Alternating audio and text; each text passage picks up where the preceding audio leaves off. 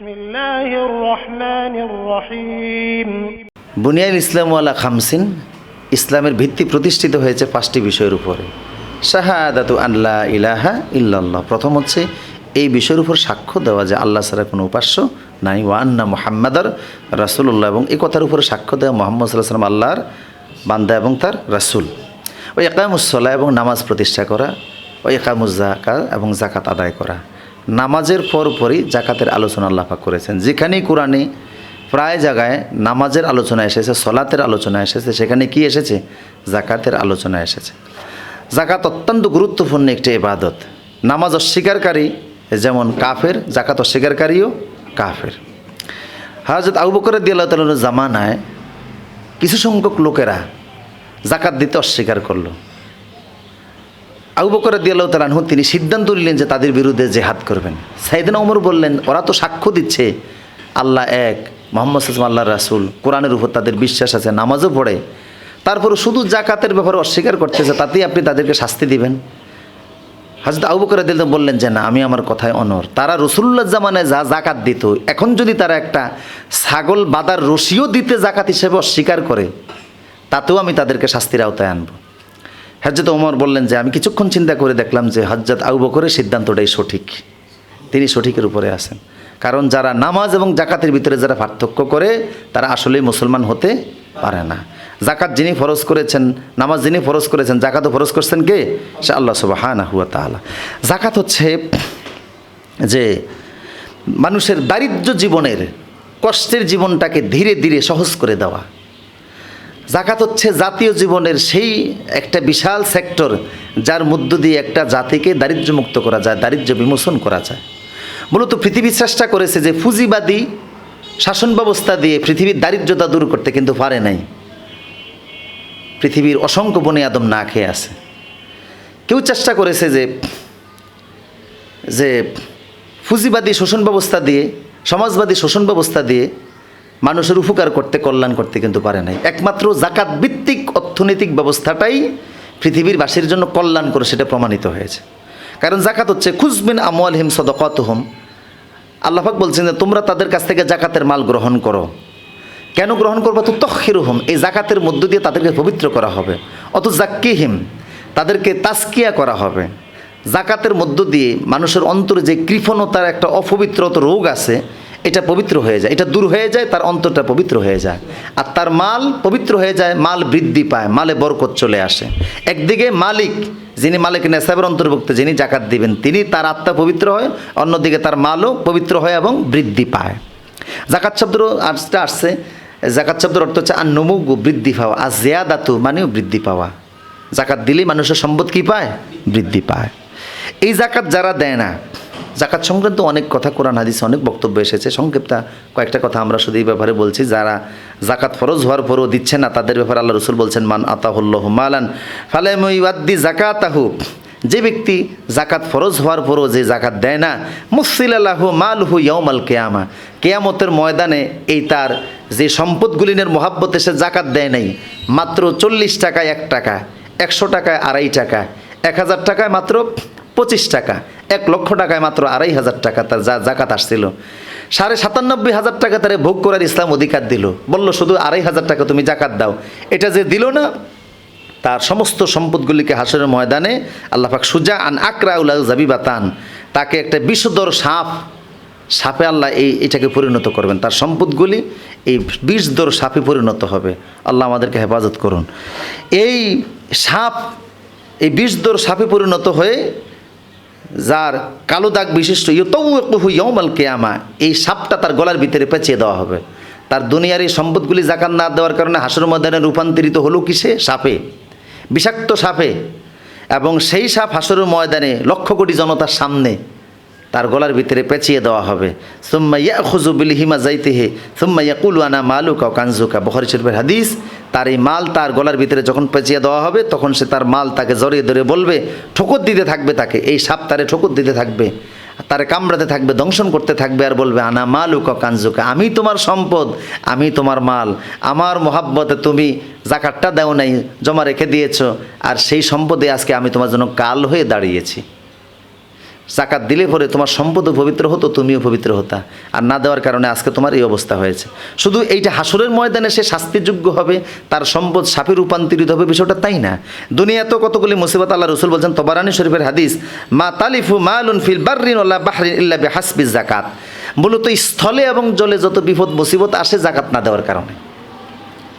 একদিক দিয়ে জাকাত না দিয়ে সামান্য কিছু পয়সা বাঁচাবার তুমি চেষ্টা করবে, আরেক দিক দিয়ে আল্লাহ পাক কোটি কোটি টাকা ধ্বংস করে দিবেন, বন্যার পানিতে ভাসিয়ে দিবেন, পোকামাকড় দিয়ে ফসল নষ্ট করে দিবেন, বিভিন্ন ধরনের প্রাকৃতিক দুর্যোগ দিয়ে আল্লাহ পাক মুসিবতগ্রস্ত করে দিবেন। অসুস্থ বানাইয়া লক্ষ লক্ষ টাকা হসপিটালে দিয়ে আসবা, ডাক্তারকে দিয়ে আসবা, হংকং দিয়ে আসবা, ব্যাংকক দিয়ে আসবা, মাদ্রাজে দিয়ে আসবা, সিঙ্গাপুর মাউন্ট এলিজাবেথ হসপিটালে দিয়ে আসবা, কিন্তু ওইটার হিসাব রাখবা না। সামান্য কিছু জাকাতের টাকা গেলেই তোমার কলিজা সির ধরে, হ্যাঁ ব্যথা পাও, জাকাত দিতে চাও না, এরকম কিছু লোক আছে না সমাজে? আচ্ছা, ডাক্তারকে টাকা দিতে পারবে, কিন্তু মুসিবতটা যে জাকাত না দেওয়ার কারণে আসছে সে কিন্তু বুঝতেছে না। রসুল স্পষ্ট বলেছেন, স্থলে এবং জলে বিপদ আসে কি না দেওয়ার কারণে? জাকাত না দেওয়ার কারণে। তুমি জাকাত দিবা না, মাত্র কিছু সামান্য কিছু টাকা জাকাত আসতে দিতে পারবা না, ওখানে আল্লাহ পাক লক্ষ লক্ষ টাকা হসপিটালে তোমার সইয়া আদায় করে রেখে দিবেন। তো মানুষ ওই উমর খৈয়ামের কবিতার মতো আর কি, নগদ জাফাও হাত পেতে নাও, বাকির খাতায় শূন্য থাক, দূরের বাদ্য লাভ কিশনে মাঝখানে যে বেজায় ফাঁক। মূলত এই আকল তার ভিতরে নাই যে আমি জাকাত না দেওয়ার কারণে আল্লাহ আমার অসুস্থ বানাইয়া হসপিটাল সবাইয়া টাকা পয়সা সব এর চাইতে জাকাত দিতাম যা তার চাইতে দ্বিগুণ খরচ করাচ্ছেন। এই বিবেক তো তার ভিতরে নাই, এই বিবেকবোধ তার ভিতরে জাগ্রত হয় না। বরং জাকাত দিলে তার মাল পবিত্র হতো, স্থলের এবং জলের মুসিবত থেকে আল্লাহ তারে রক্ষা করতেন, হেফাজত করতেন। শুধু তাই না, হুজুর বলছেন যে যারা জাকাত দেয় না, যত কারণে বৃষ্টি বন্ধ হয়, রহমতি বৃষ্টি যত কারণে বন্ধ হয়, তার ভিতরে একটা হচ্ছে তবারানী শরীফের হাদিস, মা মানা আকাউমিনিজ জাকাতা ইল্লা হাবাসাল্লাহু আনহুমুল মাতার। যত কারণে মানুষের উপর রহমতি বৃষ্টি বন্ধ হয়ে যায়, তার ভিতরে জাকাত হচ্ছে অন্যতম। জাকাত না দেওয়ার কারণে রহমতি বৃষ্টিও কী হয়ে যায়? বন্ধ হয়ে যায় মানুষের উপর। আর বৃষ্টি যদি একবার বন্ধ হয়ে যায় তখন তো বিশাল মুসিবত না? কত বড় মুসিবত। এই জন্য বৃষ্টি আসলে আল্লাহ রসুল দোয়া করতেন, আল্লাহুম্মা সাইয়্যিবান নাফিআন। আল্লাহ আকাশে যে বৃষ্টি দেখতে পাচ্ছি, এই বৃষ্টিটাকে রহমত হিসাবে আমাদের উপর ঢেলে দিও। বৃষ্টিটা যেন আমাদের জন্য কি হয়? রহমত হয় আর কি। কখনো কখনো বৃষ্টি মানুষের কাছে এত অতিবৃষ্টিটাও অনেক সময় গজবে আসে, আবার বৃষ্টি না হওয়াটাও কি হয়ে যায়? মুসিবত আকার ধারণ করে। তো এই জন্য আমাদেরকে জাকাত দিতে হবে। কোরআনে কারীমে আল্লাহ পাক বলছেন যে ওয়াল্লাযিনা ইয়াকনিজুনা আয-যাহাবা ওয়াল ফিদ্দা ওয়া লা ইয়ানফিকুনহা ফি সাবিলিল্লাহ। যারা স্বর্ণ এবং রূপা জমা করে আর সেখান থেকে আল্লাহর রাস্তায় খরচ করে না, তার মানে জাকাত দেয় না, ফাবাশশিরহুম বিআযাবিন আলীম। ওদেরকে লাঞ্ছনাদায়ক শাস্তির সুসংবাদ দাও। শাস্তির কি সুসংবাদ হয়? শাস্তির তো দুঃসংবাদ হয়। শাস্তির দুঃসংবাদ হয় না? বাবা অনেক সময় ছেলেদেরকে বলে যে, ছেলেকে বলে এত দুষ্টামি করছিস, স্কুলে রাস্তা ফাঁকি দিয়েছিস, কোচিং সেন্টারে রাস্তা ফাঁকি দিয়েছো, তা আজকে বাড়ি এসো এমন মাইর দিব জন্মের মজা টের পাবি। আসলে কি মাইরলে মজা টের পায় না কষ্ট পায়? এটা কষ্টের মাত্রা বাড়াবার জন্য এটা বলা হয়ে থাকে। আল্লাহ সেই ভাষায় বললেন যে ফাবাশশিরহুম বিআযাবিন আলীম, কঠিন শাস্তি দিব, আর মানে তোমার শাস্তির সুসংবাদ গ্রহণ করো। বললেন যে যারা জাকাত দেয় না, ইয়াউমা ইউহমা আলাইহা ফি নারে জাহান্নামা, তাদের যারা জাকাত দেয় না এই সম্পদগুলিকে আল্লাহ পাক আগুন দ্বারা এটাকে পোড়াবেন। এরপরে ওইটা দ্বারাই, ওই স্বর্ণরূপা দ্বারাই এটাকে আল্লাহ আগুনে তৈরি করবেন। যে স্বর্ণের জাকাত না দিয়ে সে সজ্জিত ছিল, যে রূপার জাকাত না দিয়ে এটাকে সে ব্যবহার করেছিল, এটাকে আল্লাহ পাক কী করবেন? আগুনে তৈরি করবেন। আগুনে বানাইয়া এরপরে এটা তার পিঠের ভিতরে, তার গণ্ড দেশে, তার পৃষ্ঠ দেশে, তার ফাজরে আল্লাহ সেক দিবেন, আগুনের সেক দিবেন। নাউযুবিল্লাহি মিন যালিক, মাআযাল্লাহ। আল্লাহ আমাদেরকে হেফাজত করুন। এই সম্পদটাই, যে সম্পদটা সে জাকাত দেয় না, এটাই আল্লাহ আগুনে তৈরি করে এইটা দ্বারা তার পিঠে, ললাটে, তার পাজরে, তার পৃষ্ঠ দেশে আল্লাহ পাক সেক দিবেন, আগুনের দাগ দিবেন। এরপরে বলবেন যে হাযা মা কানাসতুম লিআনফুসিকুম, এটাই হচ্ছে সেই শাস্তি যেটা তোমরা জমা করে রেখেছিলে, যে সম্পদ জমা রাখছিলে, সেই সম্পদ আজকে তোমার জন্য কঠিন আযাবের কারণ হয়ে গেছে। ফাযুকু মা কুনতুম তাকনিজুন, ওই সম্পদ জমা করার কারণে আজকে তোমরা শাস্তি আচ্ছাদন করতেছো। সুতরাং সবাইকে জাকাত দিতে হবে। কি দিতে হবে? জাকাত দিতে হবে। যাদের উপর জাকাত ফরজ হয়েছে তারা জাকাত দিতে হবে। আল্লাহ পাক বলছেন কদ আফলাহুল মুমিনুন আল্লাযিনা লিযাকাতি ফাইলুন। আরে ওরাই তো সফল মুমিন, জান্নাতি মুমিন তো তারাই যারা জাকাত দেয়। জাকাত দাতা মুমিনরাই কি জান্নাতি, এরা সফল, এরা সফল হয়ে গিয়েছে। বিশ্বনবীকে একবার প্রশ্ন করা হয়েছিল যে মানুষের ভিতরে কাকে আপনি সবচেয়ে বেশি ভালোবাসেন? আল্লাহ সবচেয়ে বেশি ভালোবাসে কাকে? মানুষের ভিতরে সবচেয়ে বেশি ভালোবাসে কাকে? হুজুর বললেন যে আনফাউন নাস লিন-নাস, যে মানুষের উপকার করে তাকে আল্লাহ সবচেয়ে বেশি ভালোবাসে। সুবহানাল্লাহ। হুজুরকে জিজ্ঞেস করে হলো, তাহলে মানুষের ভিতরে যে মানুষের উপকার করে তারা আল্লাহ সবচেয়ে বেশি ভালোবাসে, তো শ্রেষ্ঠ আমল কোনটা? আবারও রসুলকে এক সাহাবী জিজ্ঞেস করলো শ্রেষ্ঠ আমল কোনটা? হুজুর বলেন ইদখালুস সুরুর আলাল মুমিন, মুমিনের খুশি করা এটা হলো শ্রেষ্ঠ আমল। ক্ষুধার্ত মুমিনের তুমি একটু খাইয়ে দাও, অসহায় মানুষের একটু পাশে দাঁড়াও, বন্যাত্ম মানুষের পাশে দাঁড়াও, বিপদগ্রস্ত মানুষের, অসুস্থ মানুষের পাশে দাঁড়াও, বিভিন্ন ধরনের মাজলুম ব্যক্তির পাশে তুমি দাঁড়াও। এইভাবে করে যদি কোনো মানুষকে তুমি খুশি করতে পারো এটা হলো শ্রেষ্ঠ আমল, আর আল্লাহ তোমার প্রতি খুশি হয়ে যাবে।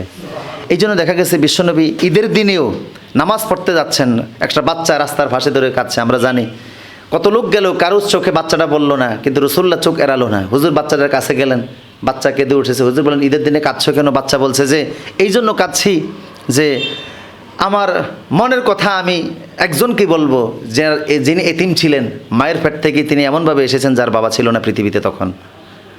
হুজুর বললেন আমি সেই মুহাম্মদ সাল্লাল্লাহু আলাইহি ওয়াসাল্লাম যার বাবা মার পেটে থাকা অবস্থায় দুনিয়া থেকে বিদায় হয়ে গিয়েছে। কি মনের ব্যথা তুমি বলো? আমি মুহাম্মদ সাল্লাল্লাহু আলাইহি ওয়াসাল্লাম। বললো আমি তো আপনাকেই তালাশ করতেছি, আমারও বাবা নাই আর মা আমার পরিত্যক্তা, অন্য স্বামীর সংসার করে, কিন্তু আমাকে উনি প্রশ্রয় দিতে পারতেছেন না। আজকে ঈদের দিনে বাচ্চারা নতুন ভালো ভালো খাবার খাচ্ছে, নতুন নতুন পোশাক পরতেছে, কিন্তু আমি অসহায়, আমার পাশে কেউ নেই। বিশ্বনবী তখন বললেন কে বলছে তুমি অসহায়? আমি তোমাকে আশ্রয় দিব, চলো আমার সাথে। হুজুর বাড়িতে নিয়ে গেলেন। এই বাচ্চাকে হযরত আয়েশা সিদ্দিকাকে বলেন, আয়েশা আল্লাহ ঈদের দিনে তোমাকে একটা বাচ্চা উপহার দিয়েছেন। বাচ্চাকে বললেন আজকে থেকে আমি তোমার বাবা, আর আয়েশা তোমার কি মা। সুবহানাল্লাহ। হুজুর মদিনাতে একটা এতিমখানা খুলেছিলেন, মদিনাতে একটা এতিমখানা বিশ্বনবী খুলছেন এতিমদের জন্য। আজকে ছিন্নমূল নামে কিছু বাচ্চাদেরকে আমরা রাস্তাঘাটে দেখতে পাচ্ছি, যাদের কোনো পথ পরিচয় নাই, তেমন রাস্তাঘাটে এরা থাকে।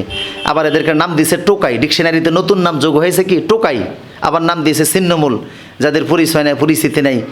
এদের এখান থেকে কিছু লোকেরা এদেরকে বিপদগামী করে, এখান থেকে এদেরকে কিছু লোকেরা সন্ত্রাসী বানানোর চেষ্টা করে, এরকম কিছু আছে না নাই? নানান কাজে রাজনৈতিক নেতারা এদেরকে ব্যবহার করে।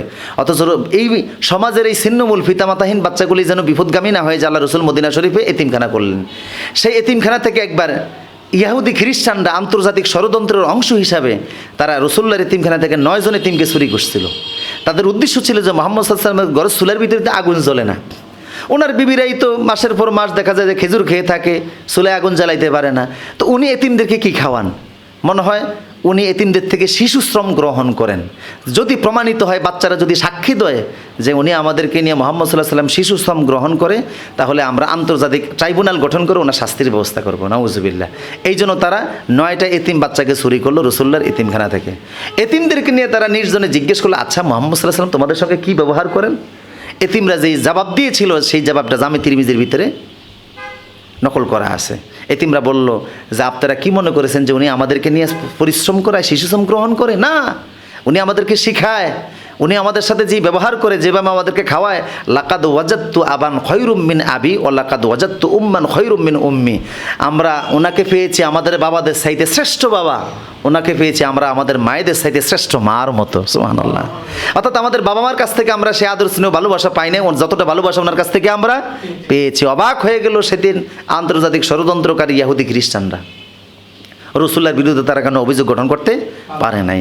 প্রিয় শুধু এতিমদের ভাষা দাঁড়ানো, এটা হচ্ছে গরিবদের হক।